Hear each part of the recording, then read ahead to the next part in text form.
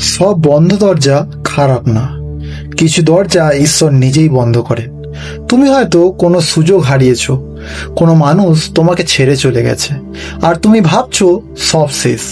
কিন্তু হয়তো ঈশ্বর তোমাকে এমন কিছু থেকে বাঁচিয়েছেন যেটা তুমি এখনো বুঝতে পারছো না। কখনো কখনো ঈশ্বর একটা দরজা বন্ধ করেন কারণ সামনে আরো ভালো একটা দরজা অপেক্ষা করছে।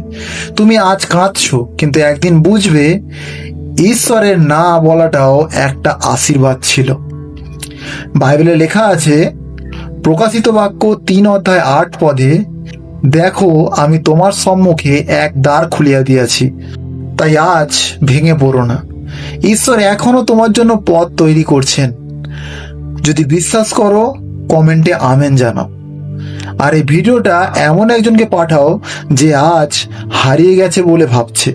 হালেলুয়া, জয় যিশু।